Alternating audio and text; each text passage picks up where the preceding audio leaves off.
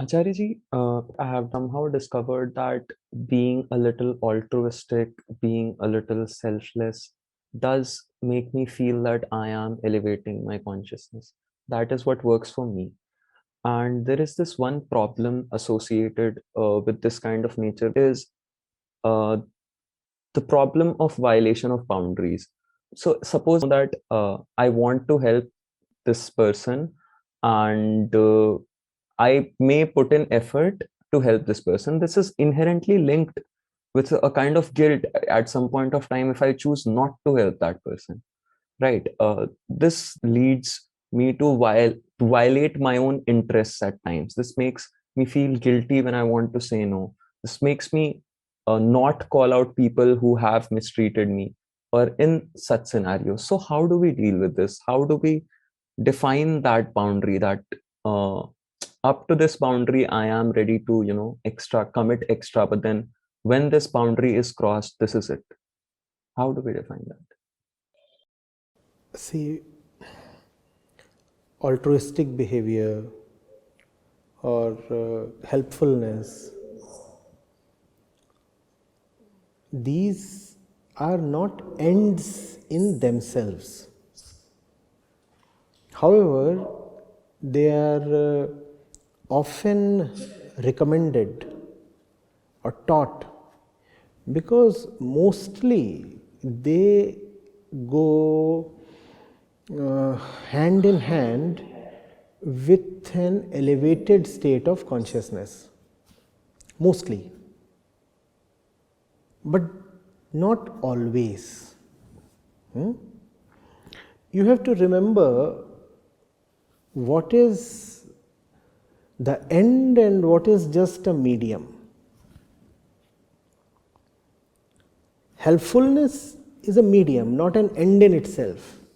You have to ask, is the helpfulness really delivering what anything is supposed to deliver? What anything must deliver to be of any worth?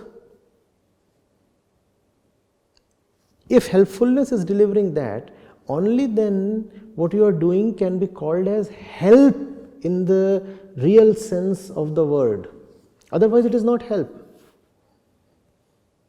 Somebody comes begging to you, help me, please, help me. Give me some cocaine, please help me. And he is desperate, he is crying, he is begging. The only help he seeks from you is the powder that he wants. Now, here, you have to be very clear about the real meaning of the word help. Now, in this instance, help, as we usually know it, is not aligned with elevation of consciousness, right? As we normally use the word help, help is about giving something to the one who desperately needs it, right? A fellow comes begging desperately for something, you give that thing to that person, it is called help. That's the normal usage of the word. But here, this case highlights clearly how help can be very disastrous,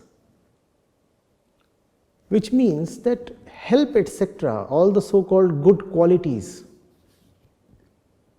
are not ends in themselves.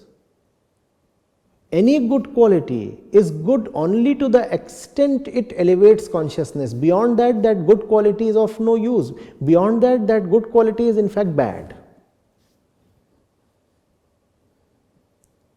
Now, because we do not know that the real objective is consciousness itself, hence we keep overdoing the so-called good things. And also we keep absolutely rejecting the so-called bad things. Now, giving poison to someone is a bad thing, right? Giving poison to someone is a bad thing, is it not? Generally, yes. What else do you give as anti-venom to a person suffering from snake bite? But if you tell someone, I just poisoned him, you give somebody an anti-venom shot and then go and tell a random stranger on the road, there is a person inside, I poisoned him. He will declare you a criminal. He'll probably call the police. This fellow just poisoned somebody. The fact is that poison in this case is life-saving. So even poison is not something necessarily to be avoided. Help is not necessarily good, poison is not necessarily bad. These are not ends in themselves. The end has to be remembered. The end in the case of human beings, our species, is consciousness. What is this thing doing to my mind? How do I know whether a relationship is good or not? Ask, what is it doing to my mind? No other criteria is valid, only this. What is it doing to my mind? The mind's nature is realization, freedom, simplicity, truth.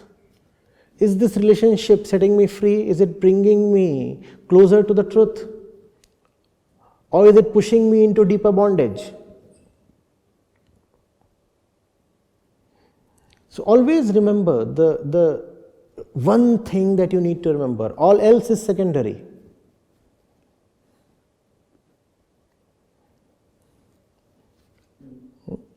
We all know how important vaccines are.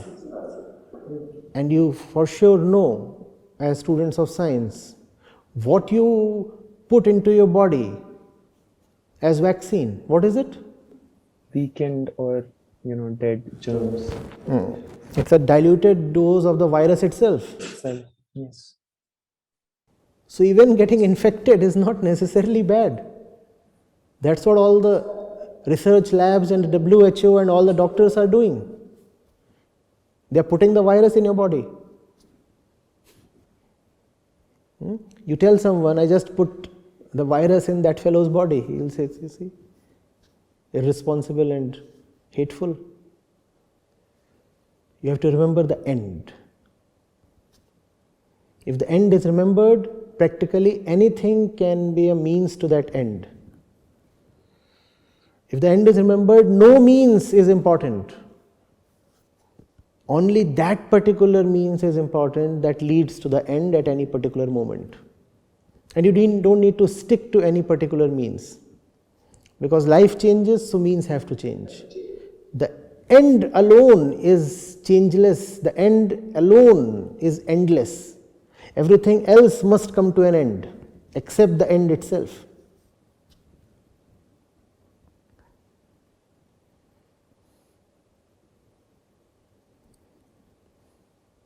I was trying to investigate, like what you were saying in my own life, just to figure out where this dynamic is visible maximum. And I figured out that it is visible maximum in scenarios where I am not clear whether the person who is asking help is the help is actually is actually gonna benefit them or not. Or I should be more clear and I should be more truthful, and I say that where I feel that I become weak enough to not be able to see them in a state of pain, of immediate pain, but benefit in the long run.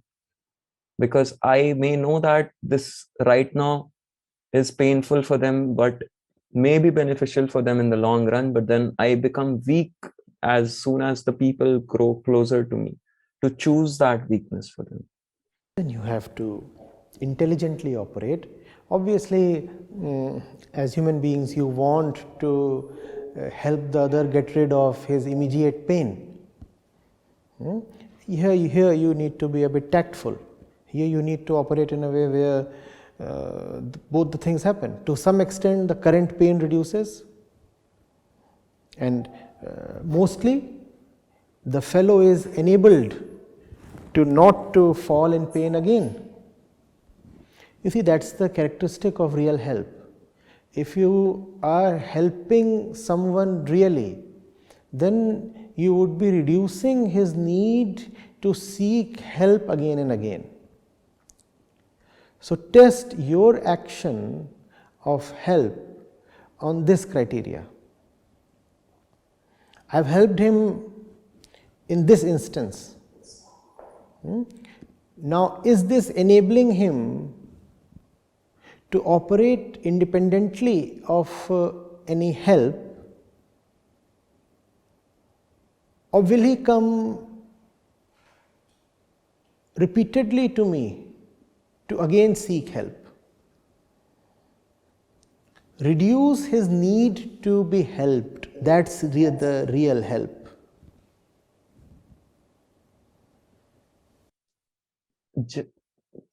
Just one final doubt where this has been pointed to, and that is, say, when we talk about scenarios like romantic relationships that are based on the inherent, I don't know, how do I put this? There is this kind of need, or there is this identity association with the other person. And so we have this scenario that if we actually enable them, that they no longer feel the need of that relationship, if we truly enable them, that they no longer feel that that relationship may add value to them in the future, then this actually may be the point where that that the point where the relationship starts getting destroyed. And Scary thought, right? If that fellow no longer needs my help, why will the relationship exist at all? Does that not help if that fellow no longer feels that this is something he can come to in the need of he crisis? must come to? So if that fellow is no longer needy, if that fellow is no longer needy, will the relationship exist at all?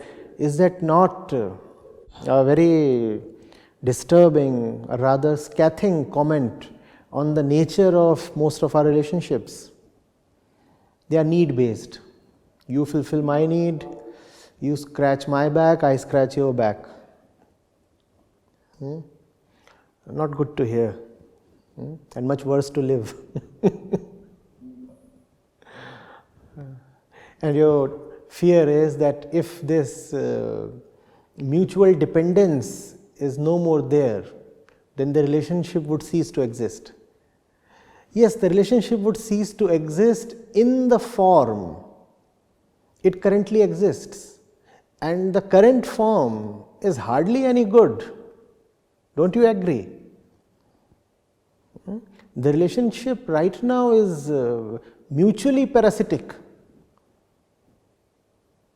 Two parasites feeding upon each other. I can't live without you, you can't live without me. I suck your blood, you suck my blood. And the deeper is your dependency, the more you say you love me. This is just not good. This is just not good. And also, relax.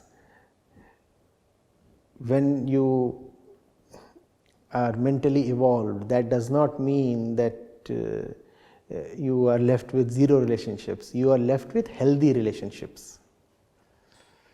The problem is, mostly we only know sick relationships. So if we are told that you can't have sick relationships, that translates into we can have no relationships. If I only have rotten fruits on my table and somebody says, you can't have rotten fruits, to me that translates into you can't have any fruits because everything is rotten. Don't be afraid. Nice, juicy, fresh fruits do exist, and all of us are eligible for them. There is no need to discount your eligibility. There is no need to think that life is condemned to be lived in stinking relationships. Things can get better. Even with the same person, you can have a much better relationship. The persons need not necessarily change. Even with the 2 or 3 or 5 whatever persons remaining the same, the relationship can be completely new and healthy. But that will require obviously a lot of work, discipline, a lot of love actually, a lot of wisdom. You cannot just operate on the back of your normal personal social knowledge and hope to have a truly healthy relationship. That won't happen. Knowledge of the kind that can transform a relationship can come only from spiritual sources, not social sources. TV and media and stand-up comics and your neighbor and apocryphal wisdom will not enable you to have true relationships. All you will have is replicas of the kind of relationships you see all around you.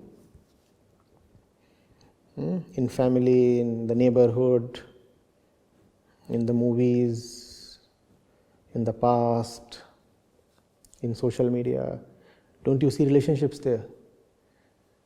So wisdom coming from those very same sources will not allow you to have better relationships. You require wisdom from elevated sources if you want elevated relationships.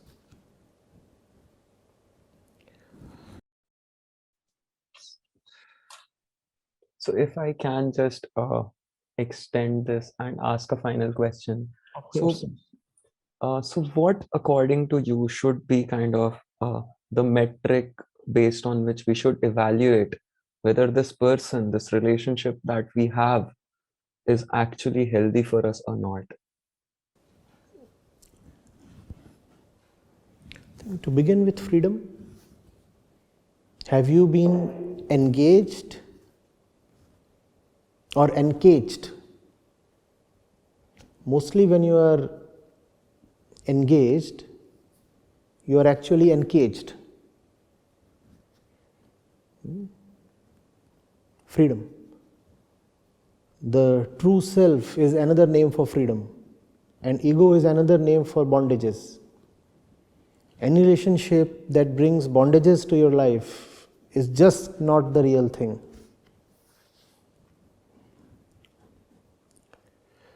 Wisdom, can you see things in a sharper light?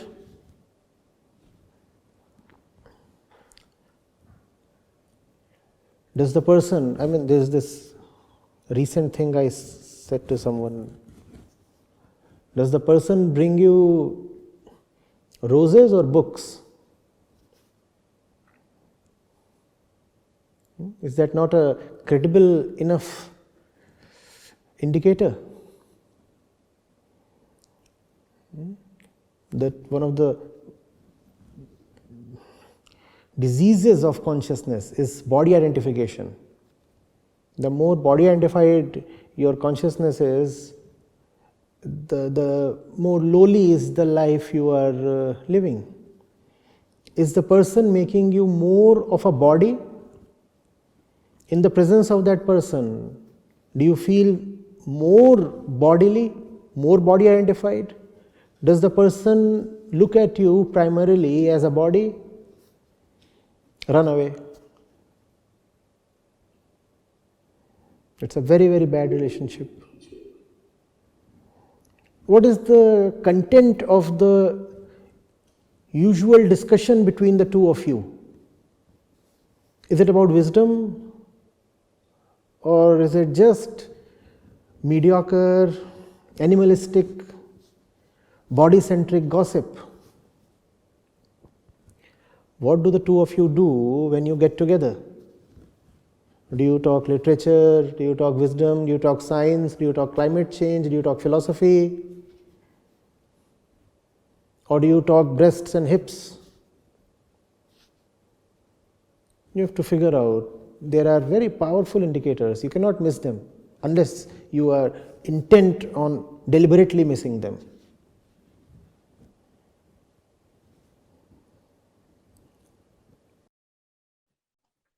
Shrutika, you can go ahead with your follow-up question. Namaskar, Acharya ji.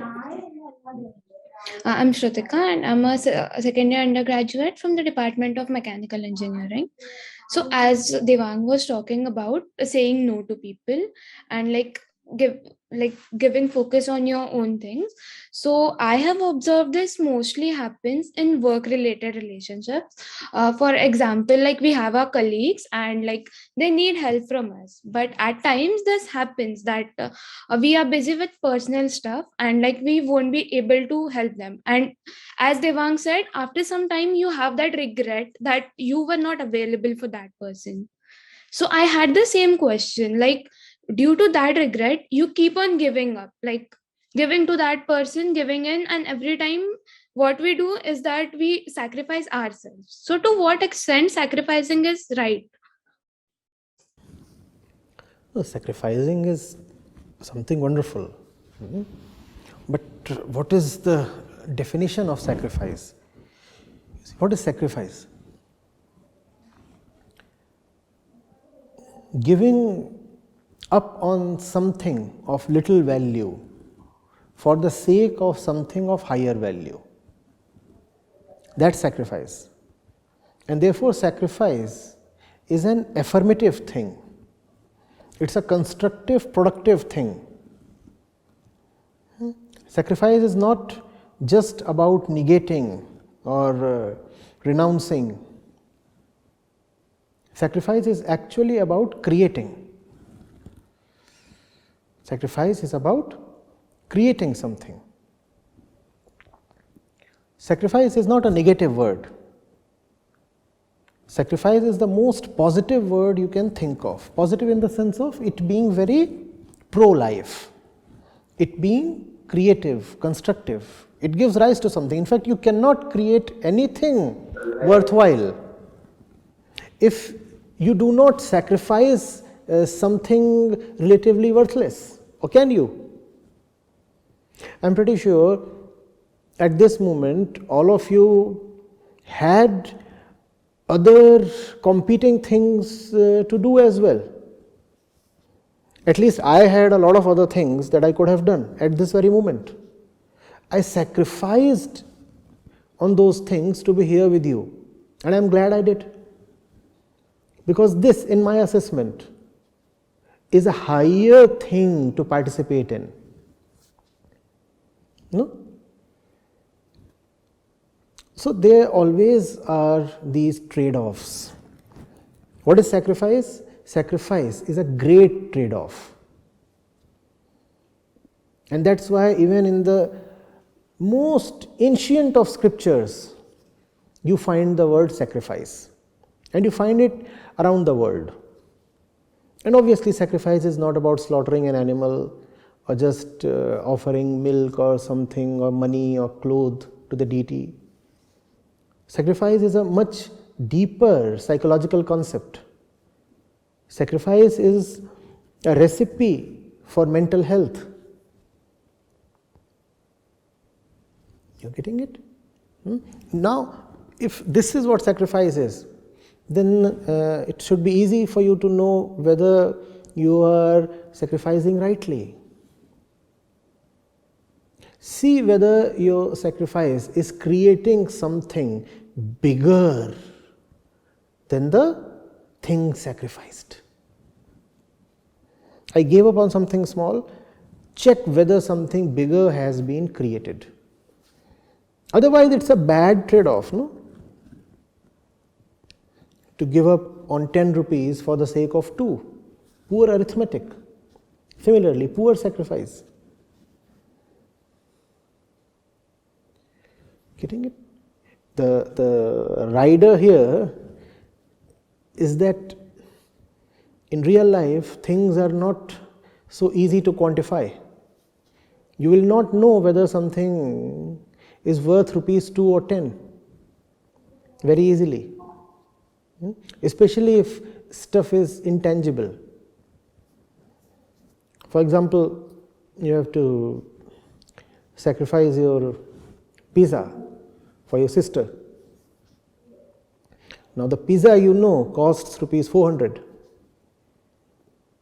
But what's the quantum of love or affection between you and your sister that's aided by this sacrifice that you cannot know?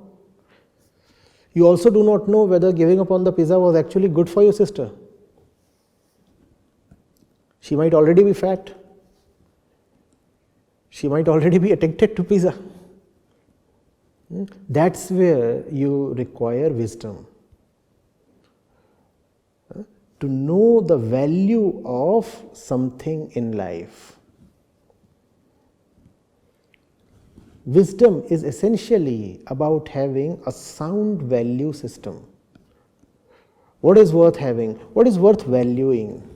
What is important? What is not? And what is important? To begin with, freedom is important, truth is important, clarity is important, compassion is important. These are important things and they have very high value. And if they have very high value, then something small can be sacrificed for them. Are you getting it? But if your sacrifice is not in the direction of love, truth, compassion, clarity, then your sacrifice is going waste. Then it is just an exercise in some kind of morality. This sacrifice will not help you or the sacrifice thing or the one receiving the sacrifice. Yes, sir, but there are points like when you have that time, like there's this thing that my sister asked pizza from me. At that moment, I'm like, I will give it to her, right? And afterwards, I realized that that wasn't good for her. Even at times it happens that I won't give her the pizza. And afterwards, I feel that I didn't give her pizza, she's feeling bad.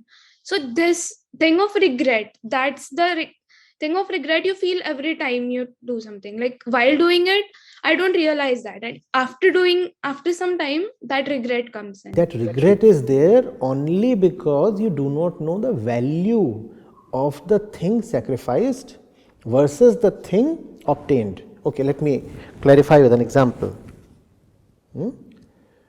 Let's say you come to know that somebody sacrificed her entire bank account for the sake of a packet of peanuts. What would you say? You'll say it's a bad trade-off, right? Bad trade-off, right? Just for peanuts, she gave up on her entire bank balance. And there is regret now. You use the word regret, right? Now there is regret. Let's say you are that person and you will be very regretful. Oh, I have given up on my entire account for the sake of peanuts. But if you go closer and examine and find that your bank account had only 2 rupees, are you still regretful?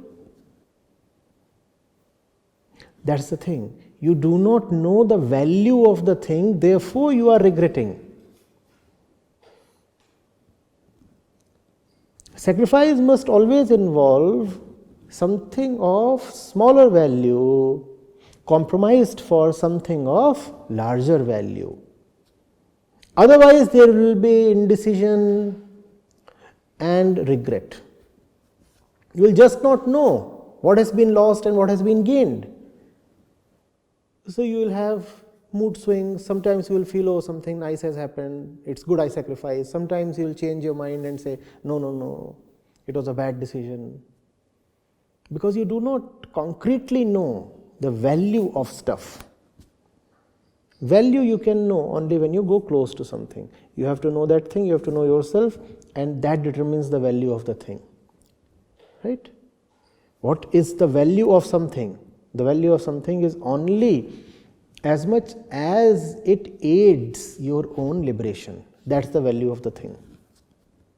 Something that takes you to freedom should never be sacrificed, right? Something that brings you the truth should never be sacrificed, because freedom and truth are invaluable.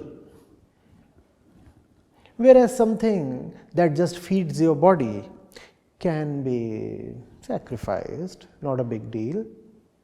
Something that just entertains you can be sacrificed, not a big deal. Something that just feeds your ego, inflates you, can be given up, not a big deal. The art of valuation, that's the real thing. Learn what is valuable in life, never sacrifice that. And for the sake of what is valuable, everything else can be sacrificed. Then there will be no regrets. In clarity, there are no regrets. Yes, sir. So if we take the same thing in terms of time, like timing, like there's this 1 hour I have to give it to myself or to my friend. So in that case as well, so like this is the timing. So how do I evaluate that whether this time is should I give it to myself, to me, or to my friend? How do you know you shouldn't have been watching Netflix the last 2 hours?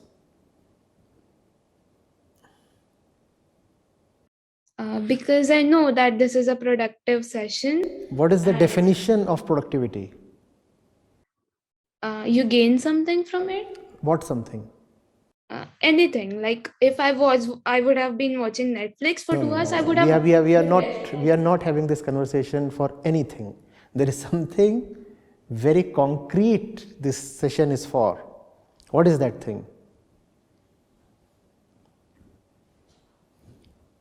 In terms of? You tell me. What is this session for? Okay, so this session is for conversation between us and to. Conversation is the method. What is the aim of this session? To clear our minds and. So that's what is important. That's what has value, clarity. Clear up your mind, as you said. Clarity. So that will enable you to know where to spend that 1 hour. Spend that 1 hour where you get clarity. Avoid places where you get even more fogged up, where even the clarity that you get gets surrounded by haze. Avoid people who stand as obstacles to clarity, who will not allow you to think freely, who put fear in your mind or tempt you with greed, or who create situations in which you just cannot be attentive and look at life. Those are the things, places and times to be avoided.